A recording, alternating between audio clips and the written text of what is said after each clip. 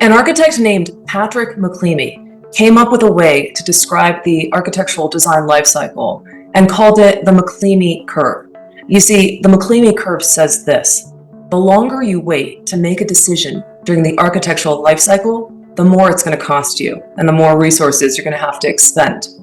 For example, say you want to change the structural system for your building at the construction documents phase of the project. It's going to cost you a lot more to make that change than if you were to make that during the design development phase. It's the same concept with zoning code analysis, or the information gathering stage of a building project, where you're asking some of the most important questions, such as, what can I build on this site? What utilities and infrastructure are existing? What are the laws regulating this site? What is it going to cost me to develop this site? My name is Sarah, and I'm a licensed architect here in California. And on this channel, we talk about everything architecture, engineering, construction, and business and self-development. In this video, we're going to talk about the top 8 common mistakes that I've seen during this information gathering stage that has cost projects thousands, if not millions of dollars, and ways around it. So whether you're a student, building professional, contractor, realtor, or a DIYer, this video is for you. Let's begin with the most common mistake, number 8. Property value is reduced because you didn't identify the correct land use. Zoning codes are laws that are established by municipalities, cities, counties, and local jurisdictions, and they govern how properties, land, districts can be used in that area. For example, I've seen all too often a client working, say, with a realtor, purchasing a property and wanting to develop it, say, for a commercial purpose, and then only later to find out that it's zoned for a single family residential or for an industrial or some other use that's not going to allow them to build for the commercial use. This can have a significant impact, not just on the project, but it can keep a client very unhappy. So it's really important to do that research ahead of time. Know the land uses, make sure that you check with the authority having jurisdiction that the land use and any other types of information that would affect your property's market value in the future. Also, if you're a buyer and a DIYer, ask yourself, how much is it worth your investment to hire a building professional, an architect, to do that research for you and to ensure that the information that is gathered is exactly what you're expecting. Most common mistake number 7. Property value is reduced because less density is allowed. Not only can zoning laws dictate the types of land uses for your project, but they can also restrict density. The term you want to be familiar with is floor area ratio, or FAR. FAR essentially says it's a factor which describes the amount of building area that you can build compared to your lot area. So if you have a lot that is 10,000 square feet and your city says the FAR for that lot is 0.5, then you can only build a 5,000 square foot building. But if you have a FAR of 3, then you can build 3 times 10,000 or 30,000 square feet total building area. Now, this is not the same as your building footprint, which many people confuse. The building footprint is often dictated separately and given as a maximum building footprint that you can cover on that building site. Knowing the nuances and the differences between some of these terminology can help clear up a lot of confusion and help you determine exactly what you can build.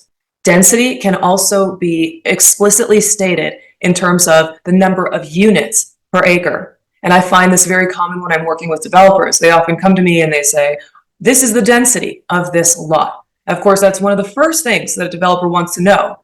How many units can I build on this property? Because units equals dollars, as we know. So understanding some of these common variables can help establish the financial viability of a project and making sure that it is actually going to return on all the objectives that your client has for that project. Most common mistake number 6. The property is more expensive to develop because of environmental features. There was a developer who was looking to develop in an industrial zone, and they were a realtor, developer, and buyer. And so they were looking at this one property and hoping to develop a warehouse here. What they found during the escrow phase was that not only were there waterways, but they potentially were taking up over a third of the site, and they thought maybe there might be more restrictions here than is at face value, or more than what was communicated by the seller and the seller's realtor. So they decided to hire an architect. That architect did the research for them, a thorough code analysis, and tried to understand what was allowed in that zone, what other information could impact this buyer's decision from either purchasing or not purchasing the property. And what the architect found was that these waterways not only added to an easement on the property, but also created an additional layer of a distance that needed to be met, where buildings needed to be set back from those waterways, which in the end, it was found that the buyer could only actually build a very tiny portion of that site. Imagine buying a large site, thinking you can build a huge building, only to find out that you can actually only build a small building. Well, this was no better found out than at this stage of the project where it was in escrow. So the buyer made their decision. They were fully equipped to negotiate that process, understanding what the new value was for their future building project. Most common mistake number 5, the property is more expensive to develop because of unexpected costs. Inadequate zoning research can lead to so many unforeseen costs and outcomes that you just could not have predicted. And it's just a matter of time. This might include costs for rezoning applications, or compliance with new regulations that are going into effect, or costly modifications to be able to meet zoning standards. One developer hoped to build a multifamily housing project in a very neat neighborhood. It was very walkable, historic, about half a mile away from the main street that had all the restaurants and eateries, and very nice, quaint neighborhood. So they proceeded with the project. The architect was able to file for a preliminary application review, which essentially gave the project additional feedback early. Remember the McClamey curve, early in the project life cycle, to understand whether the project would be feasible. And they did. The project did get a lot of information in the form of how much was it going to cost the developer to develop the site, to what kinds of changes would need to be made in the site plan, and other information that they would not have uncovered had it not been this early in the phase. However, even with a preliminary application, completing a schematic design package, and submitting for entitlement, reviews came back with many comments related to unexpected items, such as utility poles on the property and on neighboring properties that the developer was going to have to underground, as well as a pipeline for water supply in the front of the property that was so old that this developer would have had to have changed not only the amount of property pipeline in front of their property, but also in front of their neighbor's property. Many unforeseen changes that occurred later that started to add costs up to the point where it really almost killed the project. This type of information can be very hard to come by early, but it requires an architect, a building professional who can understand how to anticipate these things and start that negotiation process and talk to the authority having jurisdiction, talk to the municipality department in your jurisdiction, and ask about infrastructure. How old is the infrastructure in the city? When was it changed? What materials is it made out of? And things like that. That way you can start to come close to a more accurate cost for your client's project. If you found this video useful, please give it a thumbs up and consider giving a super thanks of any amount. I'd really appreciate it. It helps the channel greatly. Thanks again, and let's continue. Most common mistake number 4, not understanding the types of zoning that governs your project. There are 3 common types of zoning that you'll hear of, and we'll talk about each of these 3 briefly here. Number 1 is a Euclidean-based zoning. This method is one of the earliest forms of zoning. It focuses on separating land into districts that are based on compatible and incompatible uses. For example, here's a map of Los Angeles today, separated into districts, such as industrial or commercial. Euclidean zoning is supposed to ensure stable property values by separating districts based on their different uses. This can impact your project by potentially reducing walkability and increasing the chances of more transit requirements for those who are living or working there. Another zoning method is called performance-based zoning. And like the word, it is performative. Essentially, it builds on Euclidean zoning, but it adds additional layer of performance requirements or metrics to your property. And for things like parking ratios, or your FAR, or additional open space or landscape requirements, additional metrics that the city has implemented to make that neighborhood, that lot or property even better. These two can quickly add costs to your project. Performance zoning cannot capture long-term effects of some of these strategies because performance zoning is not really scientific. It's mostly observational. What has worked in the past, and therefore let's implement some of these metrics today because we think they could be for the common good. But some of these unpredictable outcomes can significantly impact your project in ways such as increasing traffic. You might have to wait at a traffic light for some excessive amount of time because now there are more cars in the neighborhood because of that multifamily apartment unit project. So there are a number of factors that performance-based zoning can introduce to a project, an area, that can cause unpredictable outcomes. The third type of common zoning is called form-based zoning. And as the name suggests, it is based on the form of the project or building or site. A lot of zones will use a form-based zoning because they want to maintain the character of a neighborhood. Maybe it's a historic neighborhood or a neighborhood that has a very distinct architectural style, a very distinct scale to that neighborhood, and they want to maintain that. And so they implement a form-based code.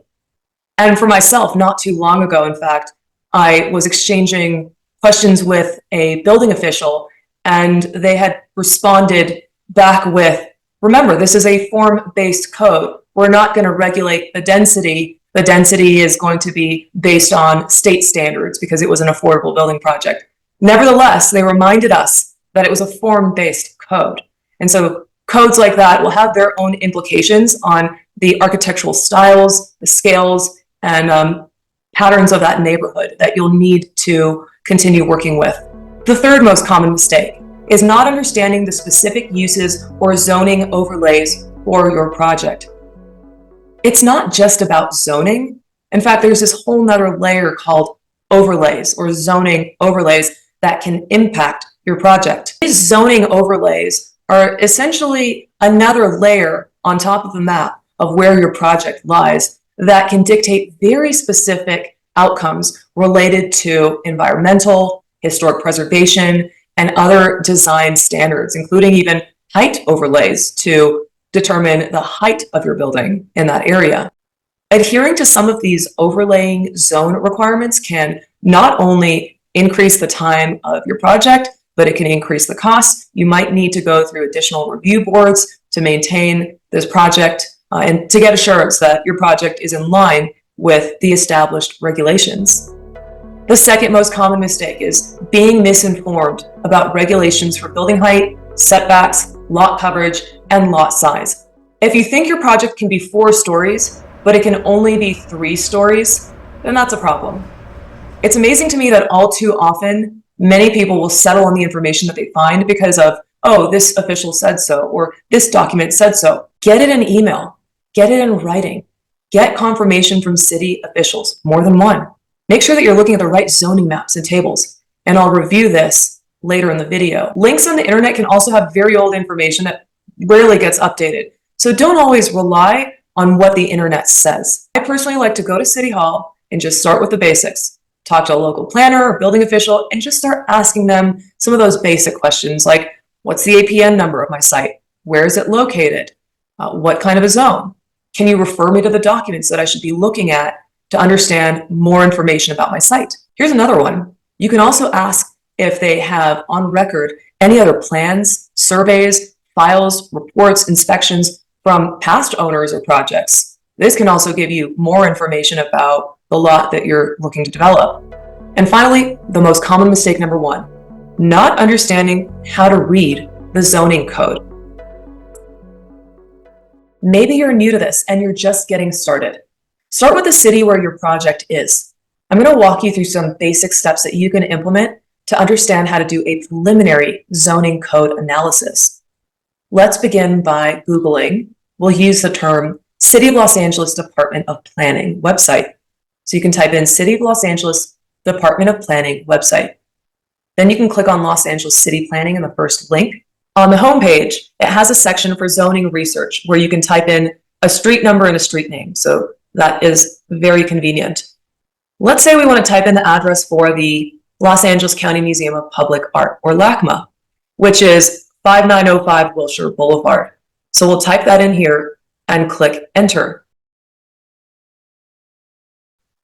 The map finds your property. So here, notice all the colors on this map. This defines the zones at an even smaller scale, from the overall general districts to land use types within neighborhoods.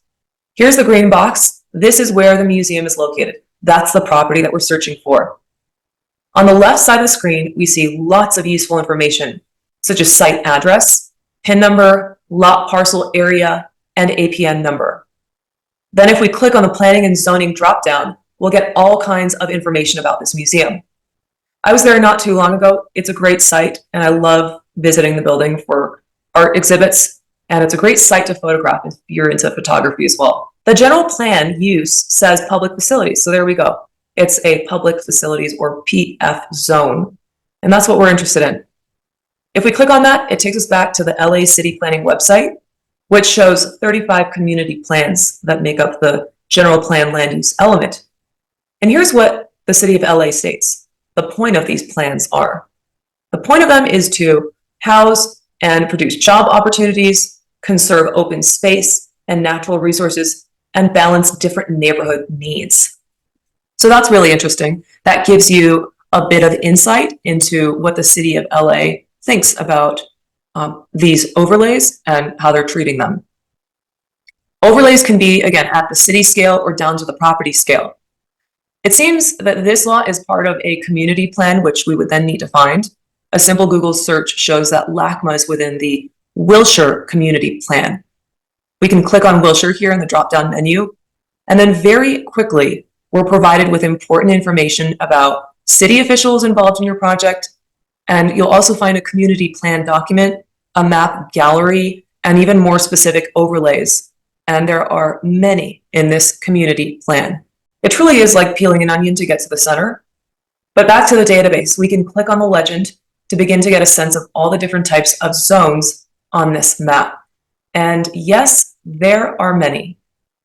Notice in green here, it's designated under open space or public facilities, which is what LACMA is colored in the plan. Then there are a host of other uses, such as industrial, residential, commercial, and even for Los Angeles International Airport. The LACMA zone has a specific use. It's also located in a transit priority area, which is kind of another type of overlay. If we click on the zone name here, which is PF-1D, it takes us to the municipal code for public facilities zone. And here is where we can begin to understand the land uses. Notice it says specifically that publicly owned land is what's allowed in this PF zone. Another trick to try here is to try to get a breakdown in a table for all the zoning code variables or metrics. And what I did is I typed in General Zoning Code LA, and I got this document called Generalized Zoning Code Summary, March 2024. In this document, you'll find a PDF that provides metrics for every zone or every color that you find in that map. The first box describes the allowed uses, which is consistent with what we found in that original map that we were looking at. The next column describes the maximum height in stories and feet. The next column is the required setbacks. The next is the minimum area. and then the parking required. Also, really important, note that whether you're doing a zoning code or building code analysis, make sure that you read between the fine lines. And in this case, those are the exceptions located at the bottom of these tables. That was quite a lot, but hopefully you learned a lot. Here are some review questions to test what you've learned. Number 1, what are the 3 types of common zoning methods? Number 2, how are zoning codes different than building codes? And number 3, what's the best place to begin when you're starting your zoning code analysis? Thank you for watching. If you've liked this video, then I think you might enjoy the video on building codes and the single most important reason for them, which will help elucidate perhaps the differences between the zoning codes in this video and building codes. And if you'd like to learn how to calculate the FAR for your own lot, then I will provide a link to that video in the description below.